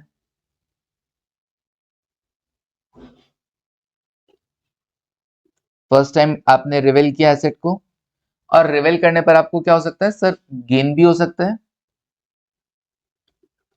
और लॉस भी हो सकता है। ओके, फर्स्ट टाइम एसेट को रिवेल करने पर गेन भी हो सकता है, लॉस भी हो सकता है। बताइए, गेन हुआ तो किधर ट्रांसफर हुआ होगा और लॉस होगा तो किधर ट्रांसफर होगा? सर हम कैसे बताएं? अच्छा, एक चीज बता दो। मान लो कि ओसीआई जो है, ओसीआई अदर कॉम्प्रेहेंसिव इनकम, वो क्या है? वो तुम्हारी पॉकेट है और पीएनएल है पापा मम्मी की। अब बताइए, अब ईमानदारी रखना लेकिन काम में। अब बताओ, ओसीआई तुम्हारी पॉकेट और पीएनएल है पापा मम्मी की पॉकेट। तो बताओ, अगर गेन हुआ तो किधर ट्रांसफर करोगे? अगर गेन हुआ तो किधर सर? अपनी पॉकेट में ट्रांसफर करेंगे। तो किधर ट्रांसफर करना? ओसीआई। किधर ट्रांसफर करना? OCI NR. एनआर क्यों? वो जो आइटम हमने देखा था वो कौन सा था ओसीआई के अंदर? Not reclassified to PnL, not be reclassified to PnL, तो हम इसको बोलेंगे एनआर। ये एनआर के आइटम है, नॉट रिक्लासिफाइड टू पीएनएल। और इसको हम बोलेंगे रिक्लासिफाइड टू पीएनएल मतलब आर। Okay done. चलो, तो ओसीआई एनआर ना। हाँ, तो अगर गेन हुआ, फर्स्ट टाइम एसेट को रिवेल किया, रिवेल करने पर गेन हुआ तो हम हमारी पॉकेट में डालेंगे, दैट इज ओसीआई। ओसीआई में भी कौन सा आइटम है? ये NR, not be reclassified to PnL वाला आइटम है। ओके देन, अगर लॉस हुआ तो? लॉस हुआ तो हमारी पॉकेट में तो कुछ है ही नहीं। फर्स्ट टाइम रिवेल किया है सर, फर्स्ट टाइम नया नया काम चालू किया, हमारी पॉकेट में था नहीं, लॉस हो गया तो किधर जाएंगे? पप्पा मम्मी के पास जाएंगे, तो पीएनएल। Okay done. ईमानदारी रखना, जल्दी सीख जाओगे। फिर अब मान लो आप क्या कर रहे हो, एसेट को एक बार रिवेल करने के बाद, एक से ज्यादा बार भी तो रिवेल होता है, सेकेंड टाइम थर्ड टाइम रिवेल करते हो। सेकेंड टाइम या थर्ड टाइम अगर आप रिवेल करते हो तो रिवील करने पर अगेन गेन भी हो सकता है, लॉस भी हो सकता है, गेन भी हो सकता है और लॉस भी हो सकता है। ओके, ऐसे ही अगर आपने पहले लॉस बुक किया, फर्स्ट टाइम रिवील करने पर लॉस बुक किया, देन सब्सिक्वेंटली अगेन रिवील करने पर गेन भी हो सकता है और लॉस भी हो सकता है। बिल्कुल, कैरिंग अमाउंट से ज्यादा भी फेयर वैल्यू हो सकती है, कैरिंग अमाउंट से कम भी फेयर वैल्यू हो सकती है। तो अब अब अगर हम सब्सिक्वेंट रिवैल्यूएशन की बात करें, सब्सिक्वेंट रिवैल्यूएशन की बात करें,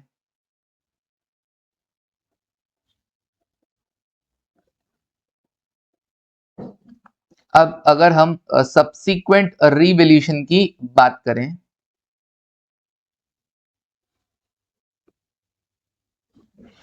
तो सब्सिक्वेंट रिवैल्यूएशन पर अगर गेन हुआ तो क्या करना, लॉस हुआ तो क्या करना, इट डिपेंड्स कि पहले गेन था कि पहले लॉस था। बड़ा सिंपल सा, रटना कुछ भी नहीं है। अब बड़ी ईमानदारी रखना, देखते हैं कौन कौन ईमानदार है। अच्छा, मैंने कहा गेन हुआ तो अपनी पॉकेट में, और लॉस हुआ तो ऑब्वियसली तुम्हारे पास पैसा था नहीं, तुम्हारे वॉलेट में, तुम्हारे पॉकेट में, तो पापा मम्मी के पास। अब मुझे एक बात बताओ, फर्स्ट टाइम रिवील किया, गेन हुआ, तुमने अपनी पॉकेट में ट्रांसफर किया, अगेन रिवील करते हो एसेट को और फिर से गेन आ जाता है, तो किधर ट्रांसफर करोगे? सर ऑब्वियसली अगेन मेरी पॉकेट में ट्रांसफर करूंगा ना, है ना, फायदे पे फायदा। Transfer to OCI, transfer to OCI, transfer to OCI. Okay, transfer to OCI, वही NR, transfer to OCI NR. Okay, आप चाहें तो इसको अलग कलर से भी लिख सकते हैं, ट्रांसफर टू ओसीआई एनआर। पहले बार फायदा हुआ अपनी पॉकेट में, दूसरी बार फायदा हुआ तो भी अपनी पॉकेट में। लेकिन एक बात बताओ, अगर पहले फायदा हुआ तुमने अपनी पॉकेट में इसको ट्रांसफर किया था, लेकिन इस बार क्या हो गया, एसेट को रिवेल करने पर सेकेंड टाइम या थर्ड टाइम या फोर्थ टाइम रिवेल करने पर नुकसान हो गया, तो अब क्या किया जाएगा? नुकसान होगा तो क्या भाग के पापा मम्मी के पास जाओगे या अपनी पॉकेट से कुछ पैसा निकालोगे? सर एक ईमानदार बच्चा क्या कहेगा, सोचो। बेईमान बच्चा क्या कहेगा? भाग के जाएगा मम्मी पापा के पास, खिलाओ जी इस बार नुकसान हो गया, वो उसका तो खर्चा हो गया था ना, अभी नुकसान हो गया, जा गए पापा मम्मी के पास। नहीं, गलत है। ईमानदार बच्चा बनना है।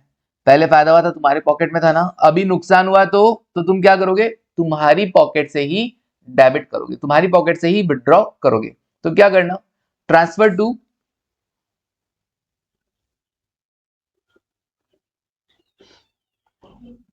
Transfer to OCI, transfer to OCI.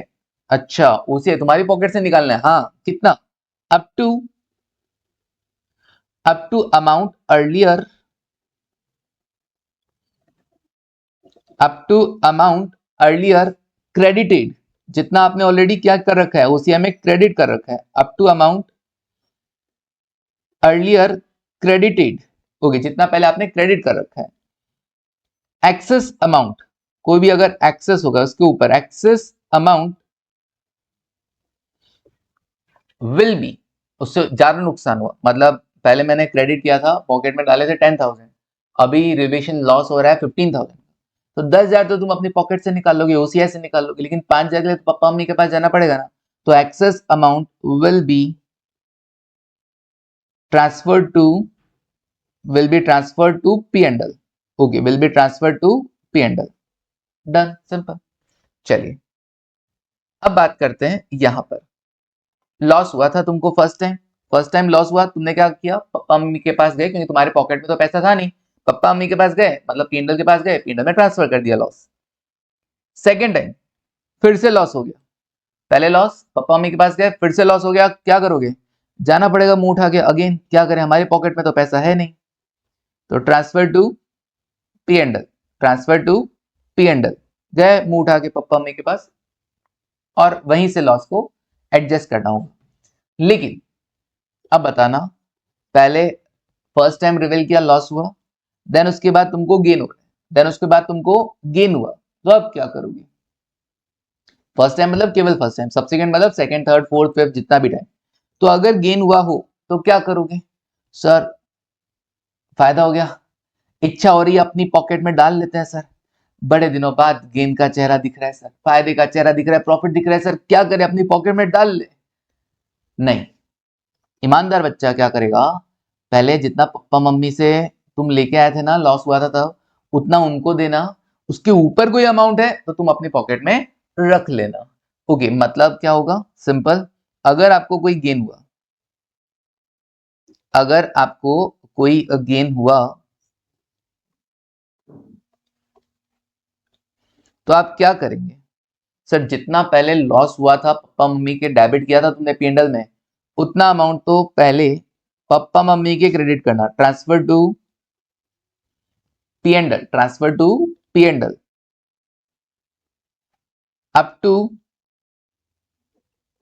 कितना, up to amount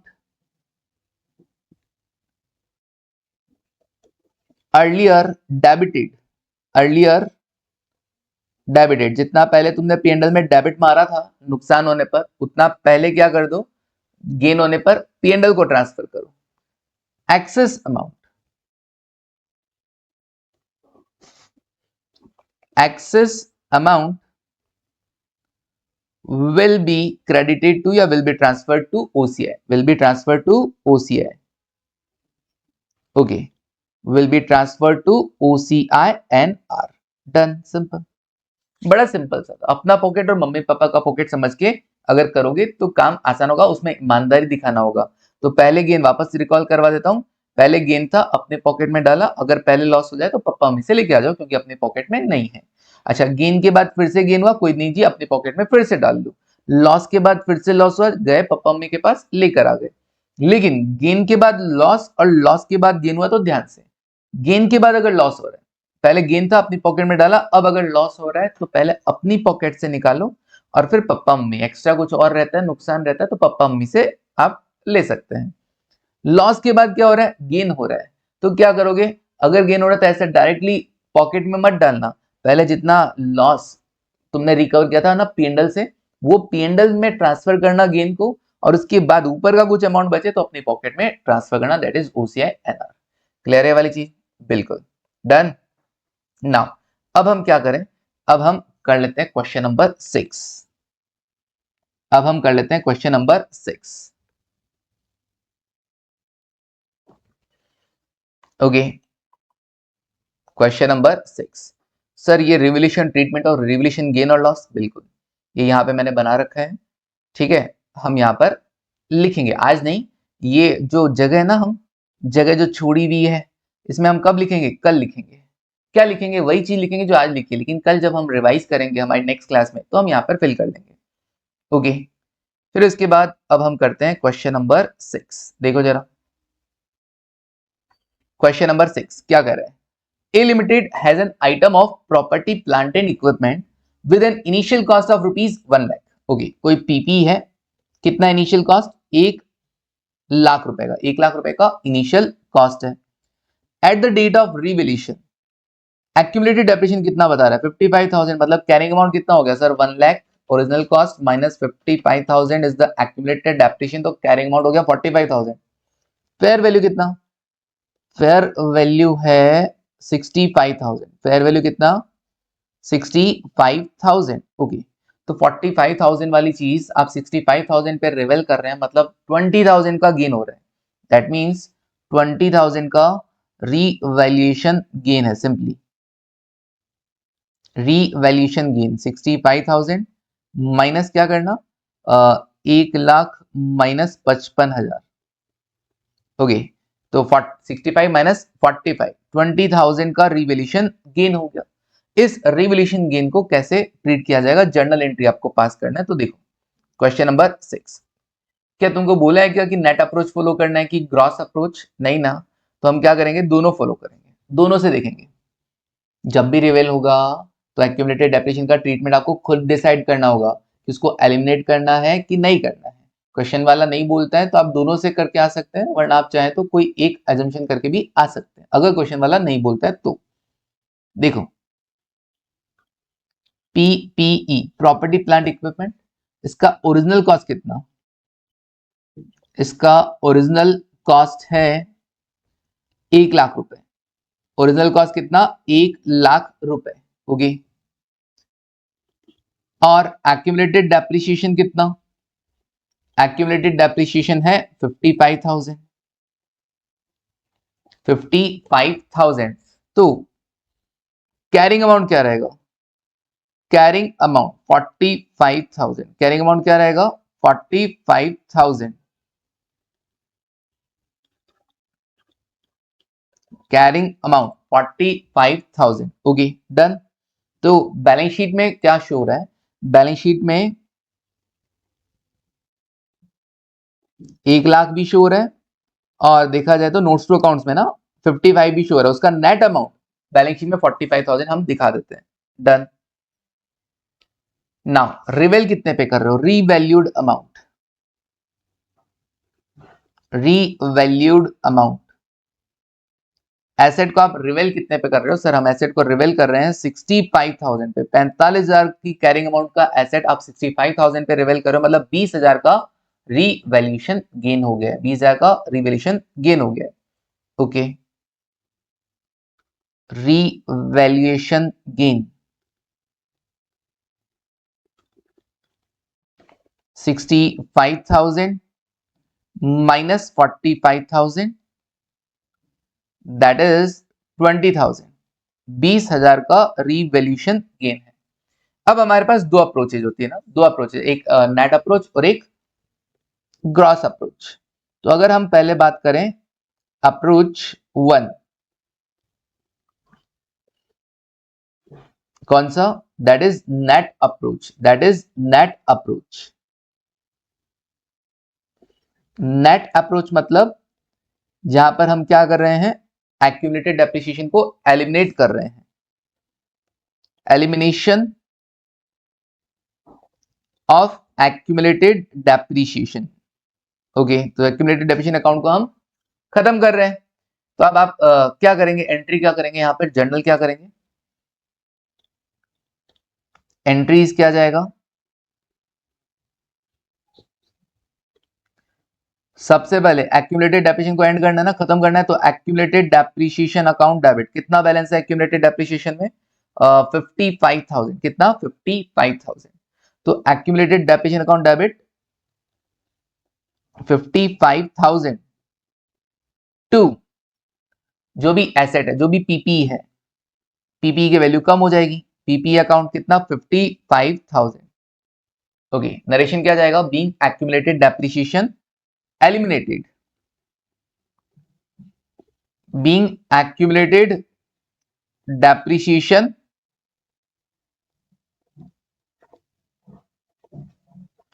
eliminated। Done. फिर उसके बाद अच्छा, अब पीपी कितने पे आ गया? अब पीपी 1,00,000 से कम होकर 45,000 पर बैलेंस शीट में शो कर रहा होगा। बिल्कुल, अब उसकी वर्थ 45,000। अब उसको रिवेल करो तुम 65 है, 20,000 से एसेट की वैल्यू बढ़ानी है ना, तो PP account debit, PPE account debit 20,000 to revaluation gain, to revaluation gain कितना? 20,000 टू रीवैल्यूएशन गेन 20,000। और ये रीवैल्यूएशन गेन किधर जाएगा? फर्स्ट टाइम हमने रिवेल किया ना, तो ये ओसीआई एनआर में जाएगा। ओसीआई एनआर में जाएगा। Done, simple. Being asset is revalued, being asset is revalued. Okay, done. Now approach 2 की बात करते हैं। दूसरा अप्रोच ग्रॉस अप्रोच, ये नेट अप्रोच था। अब अच्छा, इसके बाद बैलेंस शीट में पीपी कैसे शो होगा? इसके बाद अगर हम बात करें बैलेंस शीट में पीपीई कैसे शो होगा? पीपीई प्रॉपर्टी प्लांट इक्विपमेंट कितने पे शो होगा? सर पीपीई का ऐसा है, स्टार्टिंग में ओरिजिनल कॉस्ट था 1,00,000, फिर 55,000 तो एक्यूमुलेटेड डेप्रिसिएशन की वजह से कम हो गया, ये फर्स्ट एंट्री। जहां पे पीपी 55,000 से कम हुआ, फिर सेकेंड एंट्री में 20,000 से बढ़ गया, तो अभी पीपी कितने पे शो हो जाएगा सर? ये रिवेल करने पर 65,000 पे शो हो जाएगा, 65,000। डन। ओके, अब बात करो second approach, approach 2।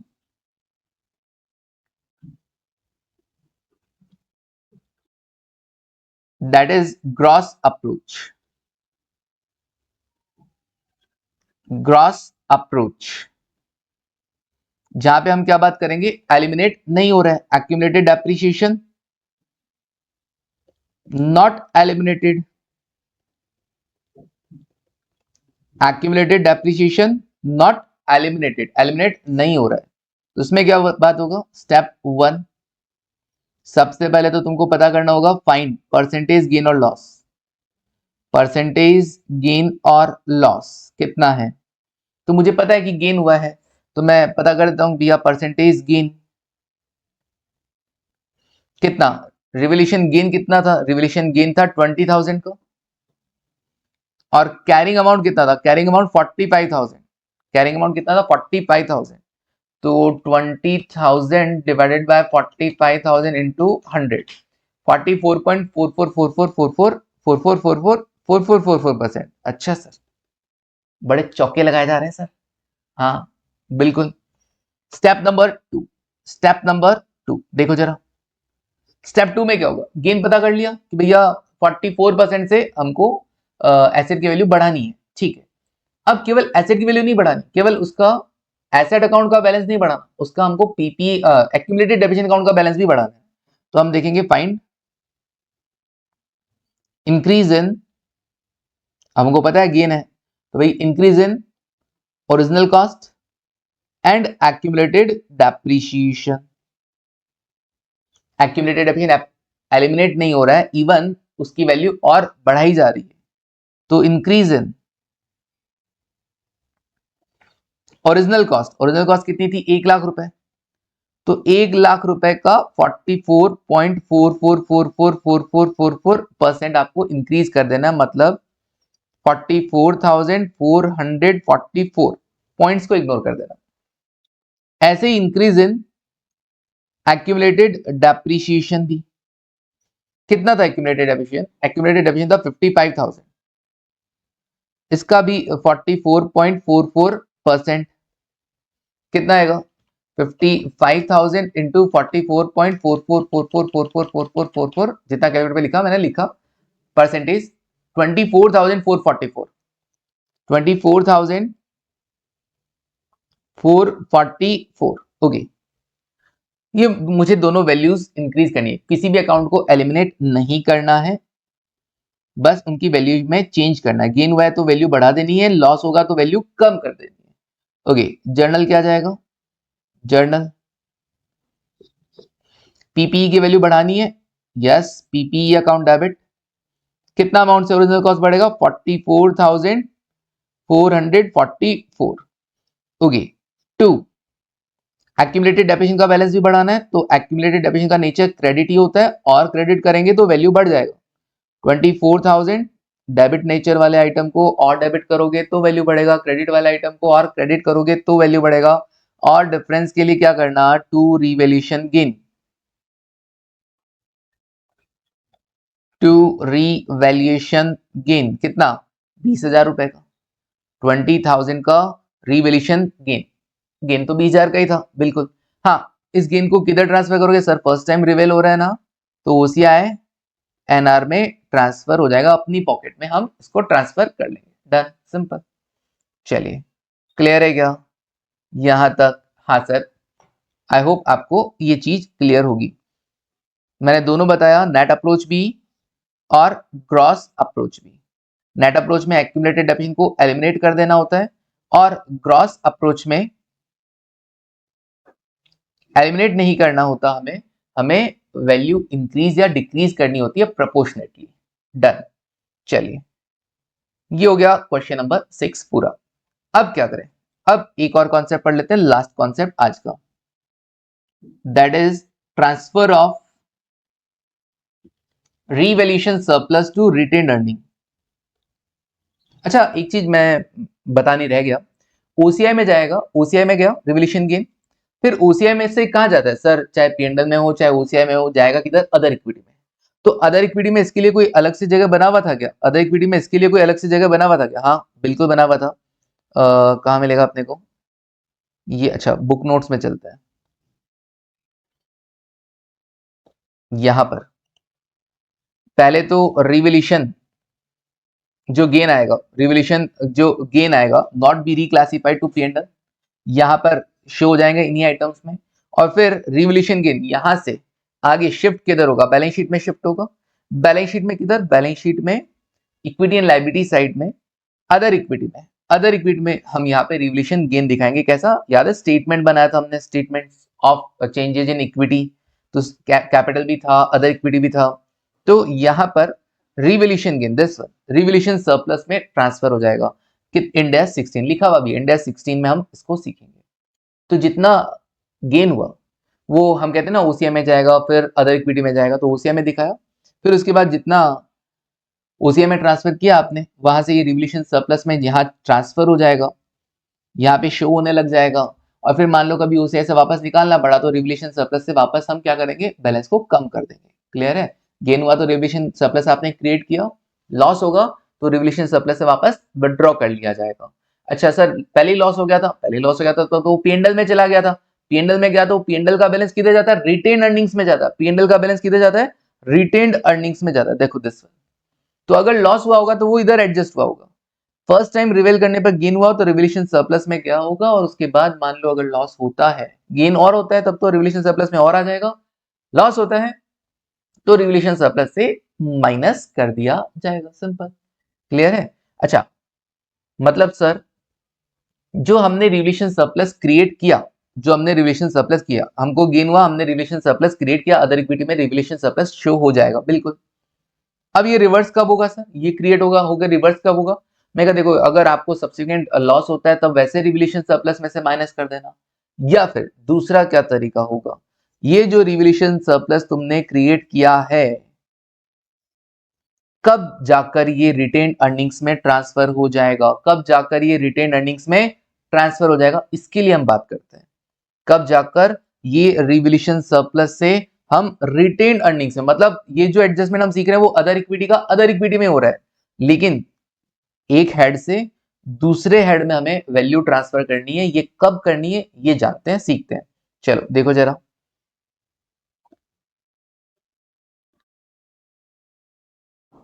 Okay, transfer of revolution surplus to retained earnings, transfer of revolution surplus, revolution surplus कब क्रिएट हुआ, जब आपने रिवोल्यूशन गेन को रिवोल्यूशन सरप्लस के हेडिंग में प्रॉपर अदर इक्विटी में ट्रांसफर किया। तो रिवोल्यूशन सरप्लस में बैलेंस है, उसको अब हमको रिटेन्ड अर्निंग में ट्रांसफर कब करना है, अगर लॉस होता है इन फ्यूचर तब तो रिवोल्यूशन सरप्लस से वैसे विड्रॉ हो जाएगा, अदरवाइज रिवोल्यूशन सरप्लस से रिटेन अर्निंग्स में ट्रांसफर कब होगा, इसके लिए हम लिख लेते हैं, मैंने कहा दो केसेस है यहां पर भी। पहला, when PPE is disposed of, when PPE is disposed of मतलब अगर आप एसेट को बेच देते हैं, अगर आप एसेट को बेच देते हैं, डिस्पोज्ड ऑफ बेच देते हैं, तब क्या होगा, अगर आप एसेट को बेच देते हैं तो भैया जब एसेट ही नहीं है तो उसके रिगार्डिंग रिवोल्यूशन सरप्लस रख के क्या करेंगे, उसके रिगार्डिंग रिवोल्यूशन सरप्लस रख के भी क्या हो जाएगा, ट्रांसफर कर देना full balance, transfer full balance या full amount of revolution surplus, of revaluation surplus. ठीक है, जब तक एसेट था तुम्हारे बैलेंस शीट में तब तक तुम रिवोल्यूशन सरप्लस शो कर लिए, लेकिन जैसे ही तुमने एसेट को बेचा तो कंप्लीट उसके रिगार्डिंग जो रिवोल्यूशन सरप्लस में बैलेंस था उसे रिटेन अर्निंग्स में ट्रांसफर कर दोगे, और ये ऐसा करना ना कंपल्सरी है। सर हम नहीं किए तो ऐसा नहीं चलेगा, करना ही पड़ेगा, करना ही पड़ेगा। ओके, और दूसरा, दूसरा क्या, अब एक बात समझना, अगर आप एसेट को रिवेल कर रहे हो, if when asset is revalued,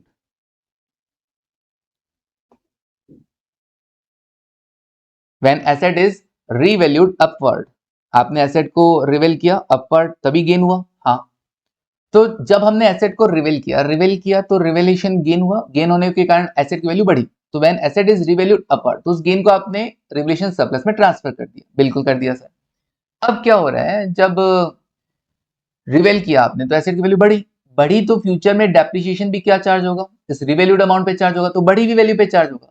तो फ्यूचर में क्योंकि हमने आज रिवेल किया और रिवेल करने पे एसेट की वैल्यू बढ़ा दी है, तो फ्यूचर में एक्स्ट्रा डेप्रिसिएशन चार्ज होगा कि नहीं होगा? बिल्कुल होगा सर।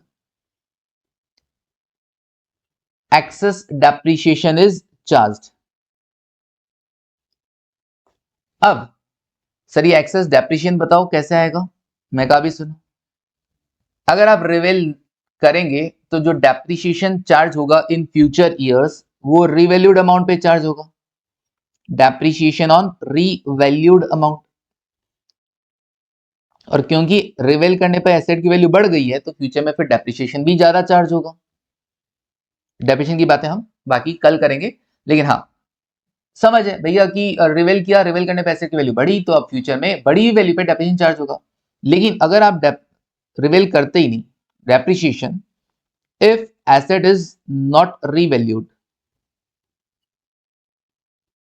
अगर आप रिवेल करते ही नहीं एसेट को तो कितना डेप्रिसिएशन चार्ज होता? सर फिर तो डेप्रिसिएशन कम चार्ज होता। फिर डेप्रिसिएशन अगर कम चार्ज होता और अब क्या होगा, डेप्रिसिएशन ज्यादा चार्ज होगा, दैट इज जितना ज्यादा चार्ज होगा that is excess depreciation. Excess depreciation, sir depreciation के कारण तो पीएनएल पे बर्डन आएगा, पीएनएल पे बर्डन आएगा तो पीएनएल की वजह से रिटेन अर्निंग्स कम हो जाएगा, पीएनएल की वजह से रिटेन अर्निंग्स कम हो जाएगा। बिल्कुल। तो अब क्या करें,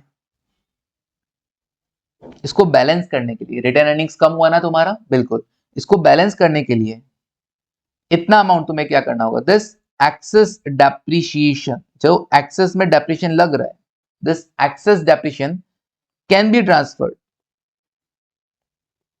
या amount equal to excess depreciation can be transferred to retained earnings, to retained earnings. Must नहीं लिखा है, can be transfer to retain earnings every year. जितना एक्स्ट्रा डेप्रिसिएशन लग रहा है ना उतना तुम क्या करो, हर साल रिवोल्यूशन सरप्लस से बैलेंस निकालकर किधर ट्रांसफर करते चलो, रिटेन अर्निंग्स में ट्रांसफर करते चलो। और ये तुम्हारे पास क्या है, ऑप्शनल है, करोगे तो भी चलेगा, नहीं करोगे तो भी चलेगा। मतलब कंपनी के हाथ में ये ट्रीटमेंट दे दिया कि भैया कंपनी तुम चलो, अगर तुम्हें लगता है कि भैया ऑब्वियसली रिवेल करने पे एसेट की वैल्यू बढ़ी है, अब डेप्रिसिएशन ज्यादा चार्ज हो रहा है, पीएनएल पे बर्डन आ गया, रिटेन अर्निंग्स कम हो रहे हैं, तो तुम हर साल जितना एक्स्ट्रा डेप्रिसिएशन, जितना ज्यादा बर्डन गया है पीएनएल पे रिटेन अर्निंग्स पे, उतना अमाउंट क्या करो, रिवोल्यूशन सरप्लस से रिटेन अर्निंग्स में ट्रांसफर कर दो, simple every year. This one is option, ये ऑप्शनल है। लेकिन हाँ, अगर तुमने एसेट बेच दिया है, डिस्पोज ऑफ कर दिया है, डिस्पोज ऑफ मतलब बेच दिया या साइड में रख दिया सेल के लिए, है ना, तो भैया अब यहाँ पे कंपलसरी है कि पूरा बैलेंस जितना भी रिवोल्यूशन सरप्लस में बैलेंस है उस एसेट के रिगार्डिंग उसको रिटेन अर्निंग्स में ट्रांसफर कर दोगे। क्लियर है वाली चीज? यह है transfer of revolution surplus to retain earning. तो रिवोल्यूशन सरप्लस में कोई मतलब हर चीज का एंड होना है ना, आज कुछ क्रिएट हुआ है तो कल एंड हो गया होगा। हर अकाउंट, हर क्रेडिट का एक ना एक दिन डेबिट होता है और हर डेबिट का एक ना एक दिन क्रेडिट होता है। तो रिवोल्यूशन सरप्लस में तुमने ट्रांसफर किया था रिवोल्यूशन गेन को, ओके, ये ओसीआई में गया, ओसीआई से अदर इक्विटी में रिवोल्यूशन सरप्लस में चला गया। अब बात आती है कि ये रिवोल्यूशन सरप्लस कब खत्म होगा, अल्टीमेटली तो जाना रिटेन अर्निंग्स में है। तो अगर एसेट को कंप्लीटली बेच देते हो तो बिल्कुल कंप्लीट बैलेंस आप क्या कर दोगे, ट्रांसफर कर दोगे रिटेन अर्निंग्स में। लेकिन बेचा नहीं, अभी आप यूज कर रहे हो तो हर साल एक्स्ट्रा डेप्रिसिएशन चार्ज होगा, तो उस एक्स्ट्रा डेप्रिसिएशन के इक्वल अमाउंट आप चाहे तो रिटेन अर्निंग्स में ट्रांसफर कर सकते हैं। क्लियर है वाली चीज? चलिए आगे बढ़ते हैं। सर अब एक क्वेश्चन कर लेते हैं, क्वेश्चन नंबर 7। लास्ट एक क्वेश्चन कर लेते हैं, क्वेश्चन नंबर 7। ठीक है, देखो फटाफट से, छोटा सा क्वेश्चन है, ज्यादा बड़ा नहीं है। सर नोट्स में अब कुछ नहीं करना अपने को, आगे यहाँ पर transfer of revolution surplus to retain earning, यहाँ पे अगेन जगह छोड़ा हुआ है, वो मैं कल रिवीजन के टाइम में फिल करवाऊंगा। नाउ क्वेश्चन नंबर 7 देखो, an item of PPE was purchased, कितने में खरीदा, 9 लाख में खरीदा, 1 अप्रैल 2021 को। It is estimated to have a useful life of 10 years। Okay, 9 lakh में आपने खरीदा, यूजफुल लाइफ कितना बता रहा है, यूजफुल लाइफ बता रहा है 10 साल, depreciated on SLM basis, depreciated on SLM basis, ठीक है, मतलब 9 लाख है, 10 साल लाइफ है, तो 90,000 डेप्रिशिएट हो जाएगा। 1 अप्रैल 2023 मतलब 2 साल बाद ही, 2 साल बाद ही क्या हुआ, एसेट को रिवेल किया गया 8,60,000 पर, और useful life remain unchanged, useful life में कोई चेंज नहीं है, बस एसेट को रिवेल किया गया, ठीक है। सो यूजफुल लाइफ और चेंज हो जाता तो, अरे वो बाद की बातें हैं, यूजफुल लाइफ अभी अनचेंज है, वही 10 साल है, मतलब 2 साल तो बीत गए, अब 8 साल बचे हैं। Calculate depreciation and revaluation surplus का ट्रीटमेंट बताना है 23-24 के लिए, 23-24 के लिए बता देते हैं। चलो इधर क्वेश्चन नंबर 7, क्वेश्चन नंबर 7 देखो जरा कैसे होगा। क्वेश्चन नंबर 7 क्या था सर, 9 लाख में आपने खरीदा था 1 अप्रैल 2021 को, ओके, एसएलएम लग रहा है, 2 साल डेप्रिशिएट कर दो एसेट को, तो PPE original cost 1 April 2021, 1 April 2021 9 lakh rupees. Now depreciation, depreciation कौन कौन सा ईयर, 2021 22 और 22 23, कितना कितना, 9 लाख डिवाइड बाय 10, एसएलएम है तो हर साल सेम लगना था, 9 लाख डिवाइड बाय 10, 90,000 का डेप्रिशिएशन लग जाना था पहले साल और 90,000 का दूसरे साल। नाउ 180 डेप्रिशिएट होने के बाद ये वैल्यू बचेगा 9 लाख माइनस 180, 720 ना, 7,20,000, 7,20,000, ओके, 7,20,000, ये कैरिंग अमाउंट आ गया, कैरिंग अमाउंट एज ऑन 31 मार्च 2023 बोल दो, चाहे 1 अप्रैल 2023 बोल दो, एक ही बात है, एक दिन में कोई फर्क नहीं पड़ेगा, ओके। 31 मार्च 2023 को वैल्यू कितना, 720, आपने रिवेल कितने पे किया, रीवैल्यूड अमाउंट 8,60,000 है आई थिंक, 8,60,000, 8,60,000 पे, बिल्कुल 8,60,000, 8,60,000 पे आपने रिवेल किया, 8,60,000, ओके। तो रिवैल्यूएशन गेन हुआ, ठीक है ना, रिवैल्यूएशन गेन हुआ कितने का, रीवैल्यूएशन गेन,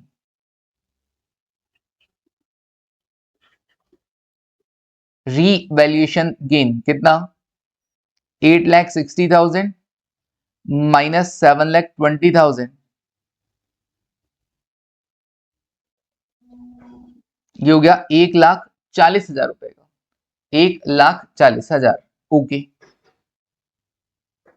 140 है ना, अच्छा। रिवैल्यूएशन गेन 860 और 960, ये जरा देखना, इसको आप एक काम करना, 860 नहीं, यहां पे है ना 960 होगा आई थिंक, ये इसको चेंज करना, यहाँ पे 960 कर देना, यहाँ पे 960 कर देना, 9,60,000 कर देना, 860 नहीं है, इट इज 960, ओके। तो 960 पे रिवेल किया, तो 960 पे रिवेल किया तो गेन कितना हुआ, 2,40,000 का गेन, कितना हुआ, 2,40,000 का आपको गेन हुआ है। अब क्या करेंगे, अब क्या किया जाएगा, 2,40,000 का गेन, अब आपको ट्रीटमेंट क्या बताना है, डेप्रिसिएशन और रिवैल्यूएशन सरप्लस। अच्छा, रिवैल्यूएशन जो गेन है वो कहां गया होगा, ओसीआई एनआर के थ्रू, ओसीआई एनआर के थ्रू अदर इक्विटी में चला गया होगा, अदर इक्विटी में भी कहां पे, revaluation surplus, revaluation surplus, okay, heading के अंदर चला गया होगा, डन, ये रिवैल्यूएशन गेन। अब अपने को क्या करना है, एक तो डेप्रिसिएशन बता देना है 23-24 के लिए, और एक बता देना है क्या कि रिवोल्यूशन सरप्लस का बैलेंस कितना है। तो देखो एक्सेस डेप्रिसिएशन कितना होगा, access depreciation, excess depreciation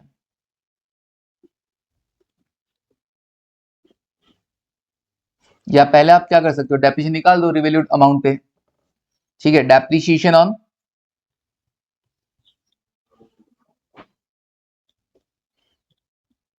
depreciation for year 2023-24 कितना रिवैल्यूड अमाउंट पे लगेगा, रिवैल्यूड अमाउंट कितना 960, 9,60,000। अब रिमेनिंग लाइफ कितनी है, 9,60,000 रिवैल्यूड अमाउंट है, बची लाइफ कितनी, 2 साल तो बीत गए ना, तो 8 साल बचे, रिमेनिंग यूजफुल लाइफ 8 साल। 9,60,000 को तुम क्या करोगे, बची हुई वैल्यू, बची हुई लाइफ है ना, 9,60,000 revise value divide by revise life कितनी 8 ईयर, तो 1,20,000 का डेप्रिसिएशन चार्ज होगा। तो एक्सेस डेप्रिसिएशन कितना हुआ, depreciation on revalued amount, depreciation on revalued amount कितना 1,20,000। और अगर आप रिवेल नहीं करते तो डेप्रिसिएशन कितना चार्ज होगा, depreciation if asset is not revalued, if asset is not revalued, अगर आप एसेट को रिवेल नहीं करते तो कितना सर, तो फिर है ना, तब तो कितना लग रहा था 90,000 लग रहा था, ओके तो इस बार भी 90 ही लगता, तो 90,000 if asset is not revalued, okay. So excess depreciation कितना है 30,000। तो अब आपके पास ऑप्शन है ना, चॉइस है क्या कि इस 30,000 को आप क्या करेंगे, रिटेन अर्निंग्स में ट्रांसफर कर देंगे। तो अपने को क्या करना है, इस एक्सेस डेप्रिसिएशन के equivalent amount equal to excess depreciation will be transferred from revaluation surplus, from revaluation surplus to retained earnings,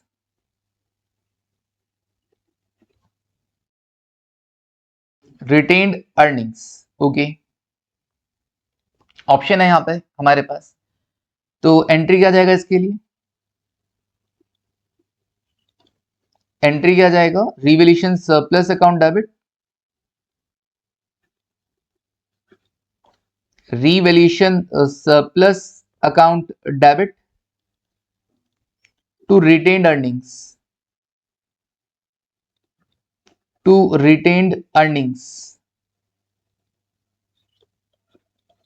okay कितना 30,000। अब बैलेंस बता दो रिवैल्यूएशन सरप्लस में कितना होगा, balance in revaluation surplus, balance left in revaluation surplus other equity, ओई other equity, other equity में revaluation surplus कितना शो होगा, पहले तो जो रिवैल्यूएशन गेन था,